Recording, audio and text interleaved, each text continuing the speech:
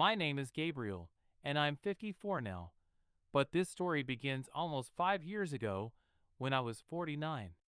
I was successful, confident, and if I'm being honest, a little restless.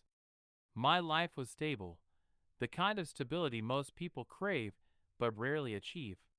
I had wealth, respect, and the freedom to do whatever I wanted. I had two children, Sophie and Ethan, from my wife who passed away suddenly in my late 30s.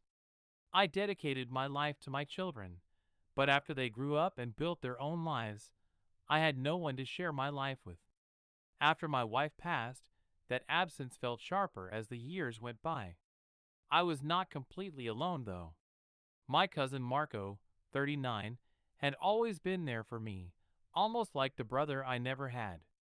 We grew up together, inseparable as kids, and over the years, he became a reliable part of my inner circle. Marco was not just family. He was someone I could lean on, someone I thought I could always trust. He was a master of charm, but a disaster at execution, bouncing from one failed venture to another, a boutique that went bust, an app that vanished. We always laughed about it. Then I met Christina.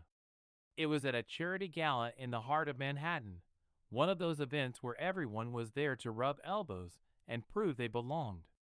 I was not expecting anything beyond another night of polite conversation and calculated networking, but then she walked in. Christina was radiant. At only 24, she possessed this effortless allure that drew everyone's attention. Her laughter filled the room like music, and her smile could stop time.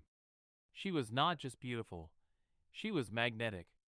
I could not take my eyes off her. When I finally mustered the courage to approach her, I felt like a teenager again, nervous and unsure of myself. "Gabriel," I said, extending my hand, trying to hide the fact that my heart was pounding. "Christina," she replied, her voice soft, her handshake firm.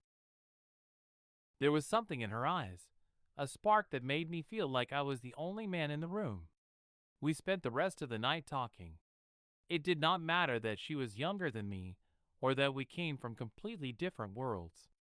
In those few hours, it felt like we had known each other our whole lives. She told me about her dreams, her love of travel, and her yearning to experience everything life had to offer. I was captivated. Over the next few months, our relationship blossomed. Christina had this knack for making the mundane feel extraordinary. A simple dinner felt like an adventure. A quiet night at home felt like a scene from a romance novel. She made me laugh, she challenged me, and for the first time in years, I felt alive. I introduced her to my world, and she embraced it with enthusiasm. Christina loved the finer things: luxury cars, private jets, and five-star hotels, but it did not feel superficial at the time. She made me believe she loved me, not just the life I could provide. Looking back, I wonder if that was the first lie I told myself. As the months went by, she met everyone significant to me, including Marco.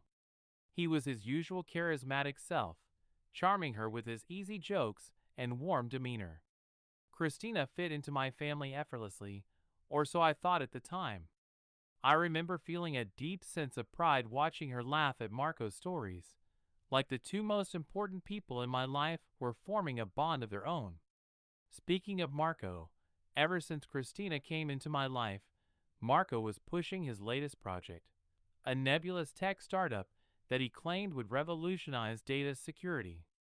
He talked about it incessantly at family gatherings, peppering his speech with buzzwords like disruption and synergy, but never offering a clear explanation of what the company actually did.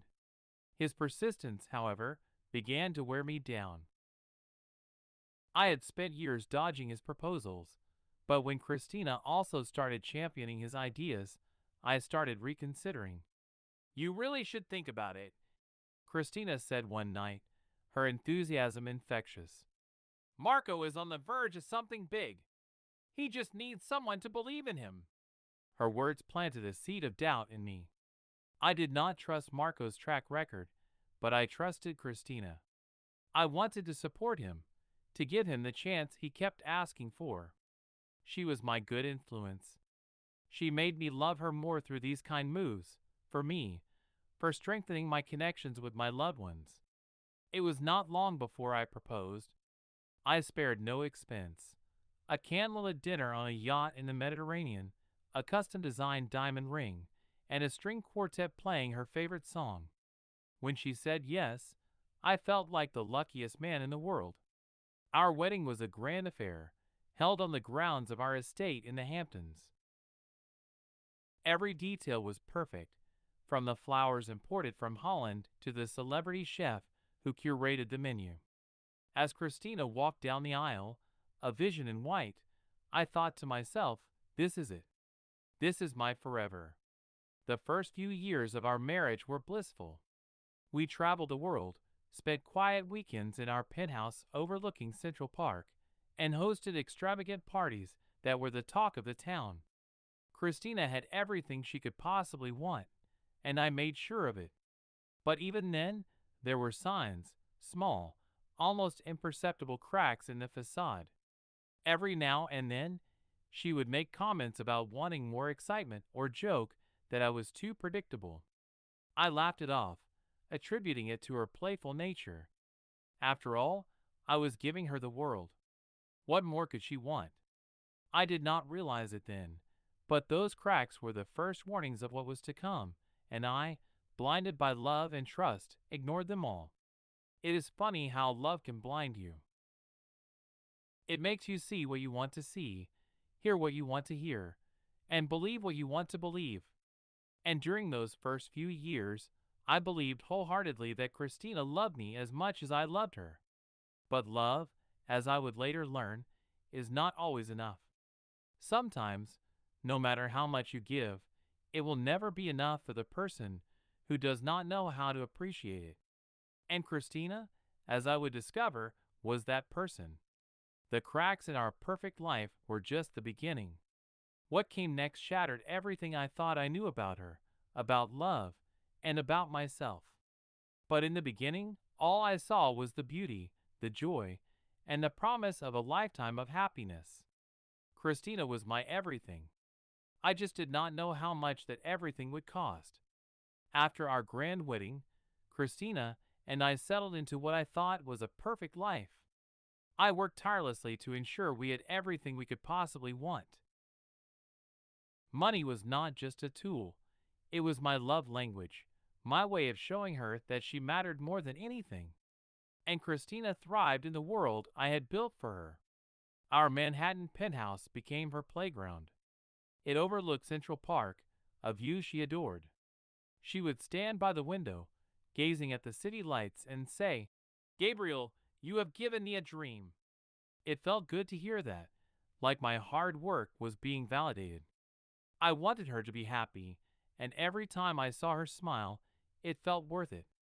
Christina quickly became a socialite. She was the center of attention at every party we hosted, the woman everyone admired and envied. My world became hers, and I was happy to let her be in the spotlight. We traveled endlessly, weekends in the Hamptons, summers on the French Riviera, winters in Aspen. Her favorite destination was La Romana in the Dominican Republic. She loved the exclusivity, the villas, the turquoise waters. For years, it felt like we were living a fairy tale. But even fairy tales have shadows. The first signs of trouble were subtle, almost too small to notice. Christina had always been outgoing, but over time, her nights out became more frequent. At first, it was with friends from the charity circuits, people I knew and trusted. But gradually, new names started appearing. "Just some friends I met at the gallery," she would say, brushing it off casually. I didn't think much of it. She was young, and I wanted her to feel free, not trapped by the age gap between us. But then she started coming home later and later, her excuses becoming weaker. "It was such a wonderful night. You wouldn't have enjoyed it anyway," she laughed.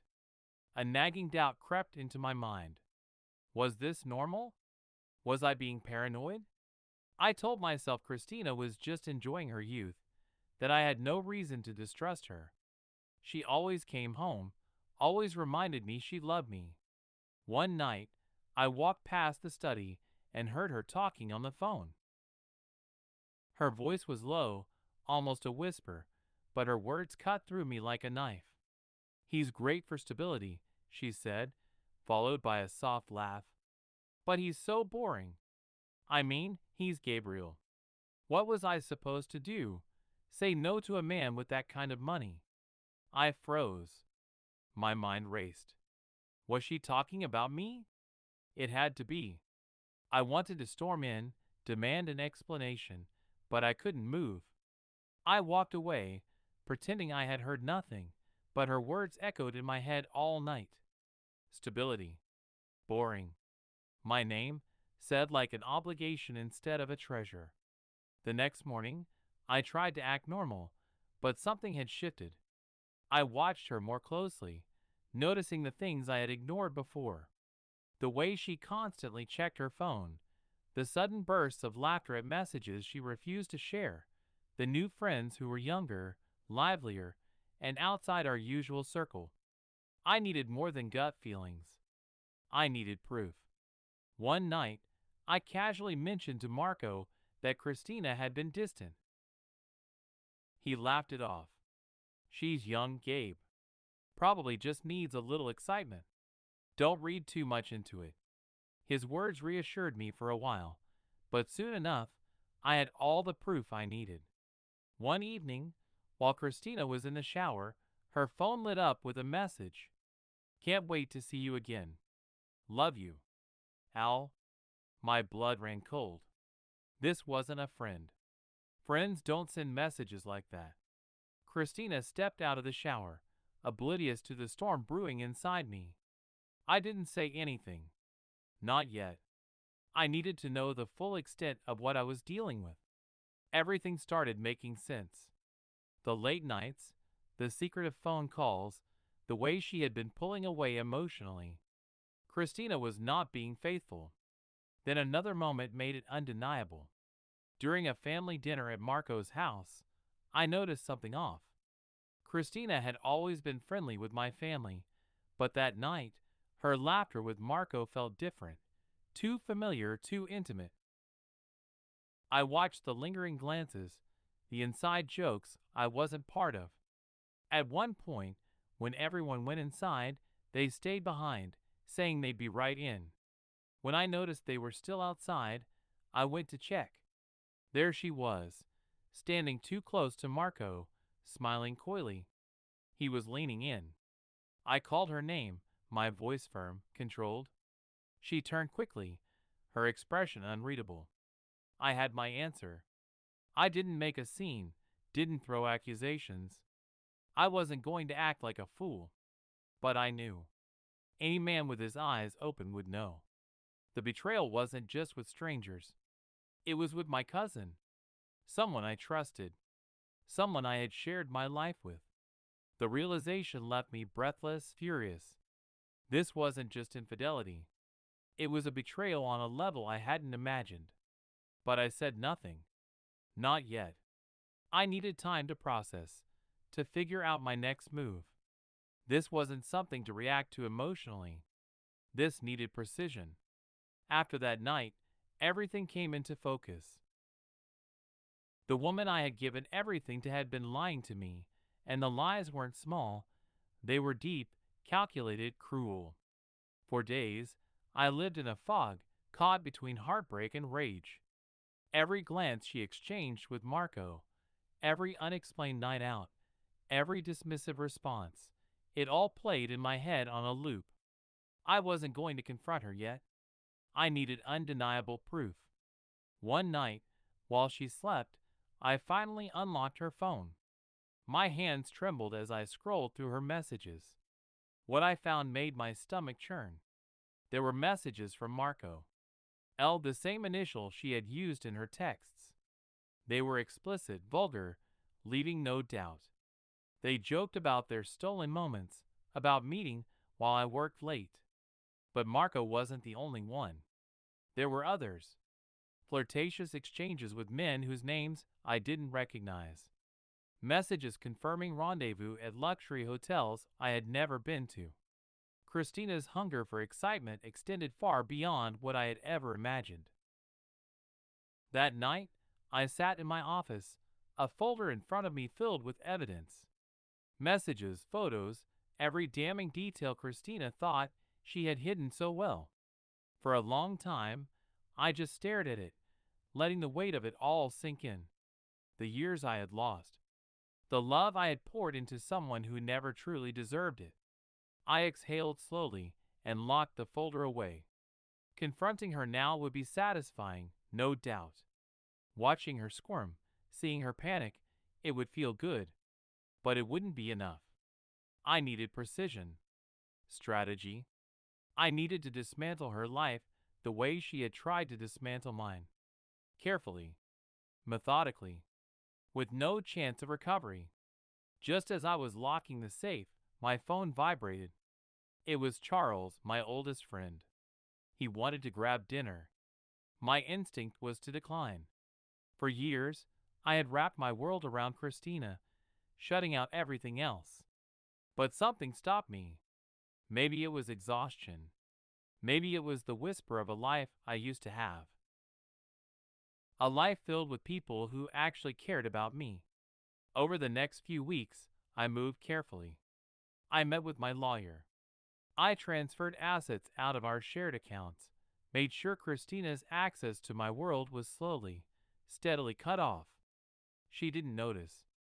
She was too busy with her endless girls' nights and shopping sprees.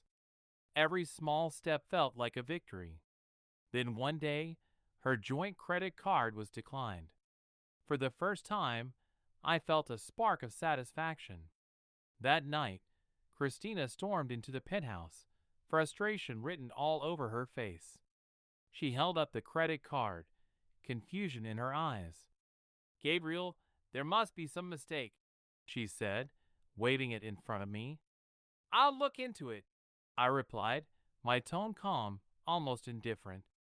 She didn't push further, too proud to admit the humiliation of being cut off. But this wasn't about money. This was about breaking her trust in the power she thought she had over me. She had no idea this was just the beginning. Next was Marco. He had left me no choice.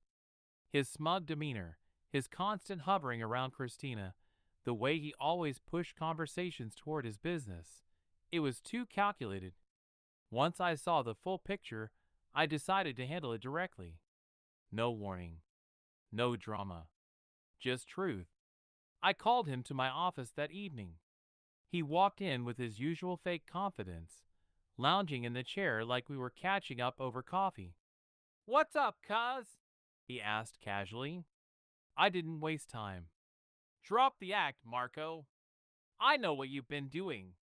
His expression froze for half a second, just enough for me to catch the flicker of guilt. "What are you talking about?" "You and Christina," I said, leaning forward. "The late-night talks. The secret meetings. The way you've been using her to push your business.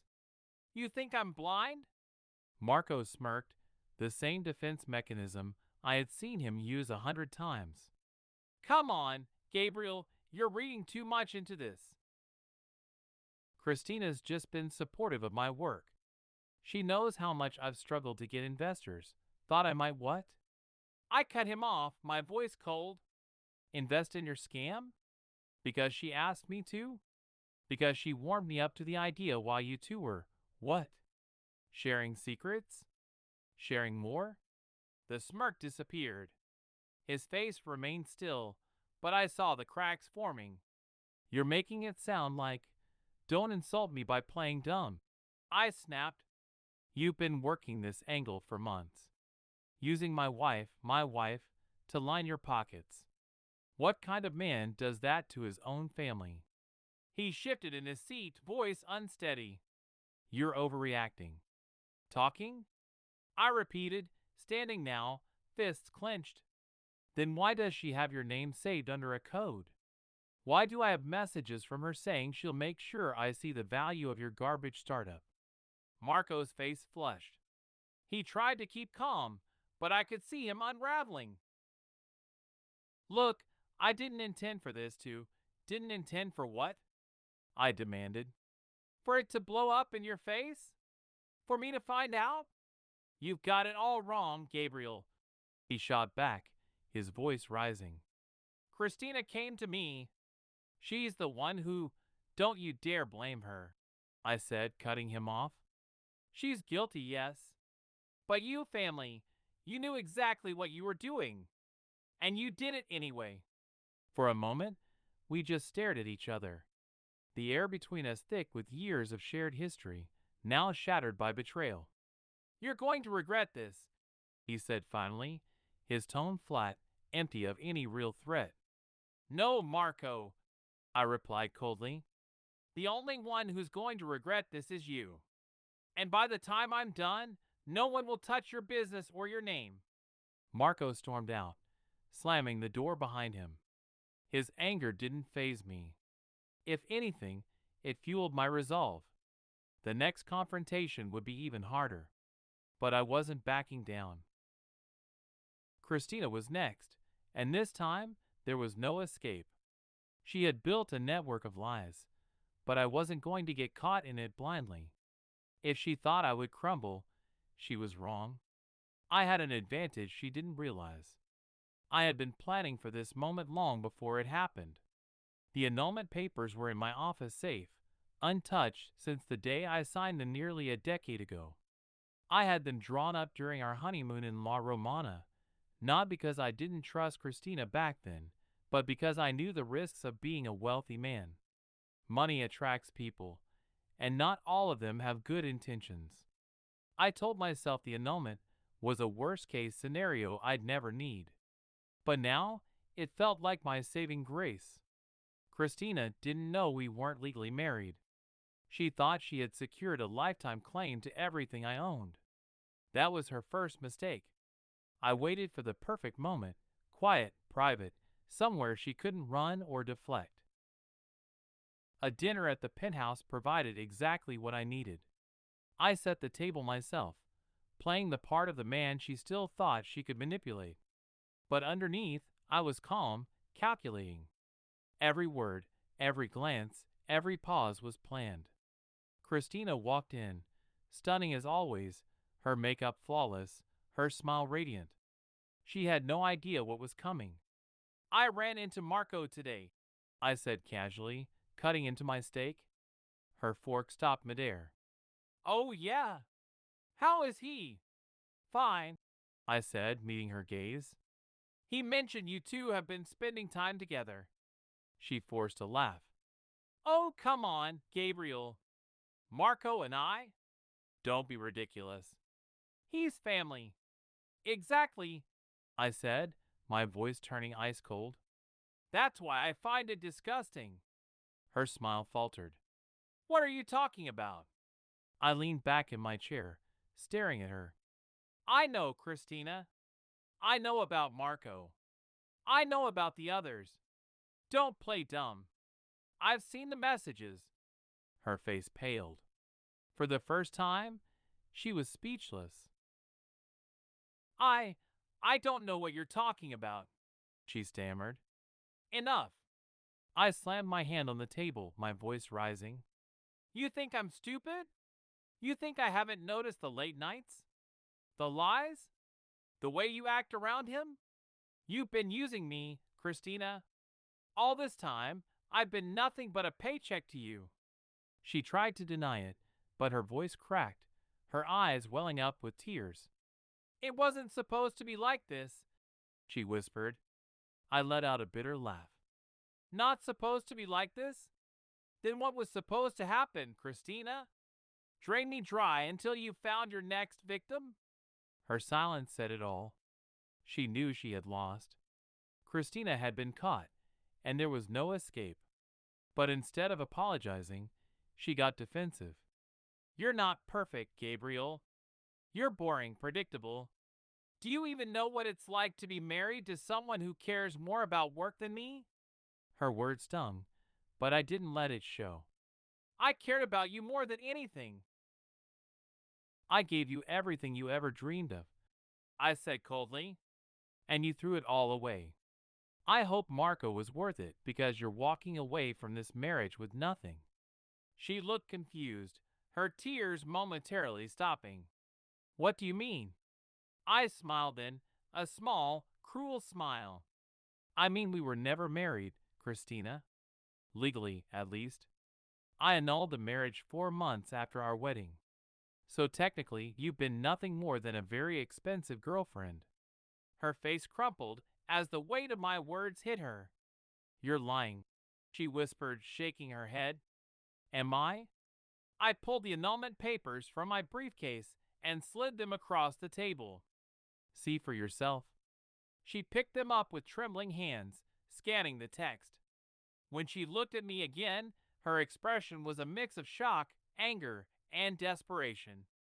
You bastard, she spat. No, Christina, I said, standing up. That's you. And now we're done. I walked out, leaving her sitting there in stunned silence. But this war wasn't over yet. The consequences of her betrayal were just beginning. Her screams echoed through the penthouse as I closed the door behind me. I didn't care. For the first time in a decade, the weight of her presence was gone, and I felt strangely calm. My home, my sanctuary, had been tainted by her deceit, so I went to the only place that had always given me clarity, my office. The next morning, my lawyer called. Gabriel, are you sure you want to make this public? He asked cautiously. We can settle everything quietly, behind closed doors. No, I said firmly. She doesn't deserve silence. I want her to feel the consequences. And feel them she did. The annulment papers were just the beginning. Her name was removed from everything. Cars, properties, even the exclusive club she loved flaunting membership to. By the end of the day, Christina's life had gone from penthouses and private jets to 4 suitcases and a spare bedroom in a friend's apartment. Within days, she was calling me incessantly, leaving voicemails that ranged from tearful apologies to outright threats. You can't do this to me, Gabriel, she sobbed in one message. I gave you the best years of my life. I loved you. I laughed bitterly, deleting the voicemail. The best years of her life? Maybe. But she had spent those years taking everything she could while chasing her thrills behind my back. Love was never part of the equation. What was she waiting for? Me to die so she could live happily ever after with my cousin, spending my money? The more desperate she became, the more I realized how much power I had taken back. But the fallout wasn't just financial. Christina's betrayal had cracked open my personal life in ways I hadn't anticipated. Friends and acquaintances started whispering, some pitying me, others seeing an opportunity now that she was gone. It was exhausting trying to figure out who genuinely cared and who was just drawn to the scandal. To move on, I had to set things straight. There were still loose ends, shared acquaintances, unresolved financial ties, and the issue of Marco. Christina had no legal claim over me anymore, but socially, she was still trying to twist the narrative. I had to put a stop to it. I started by calling a family meeting, including my children, something I rarely did.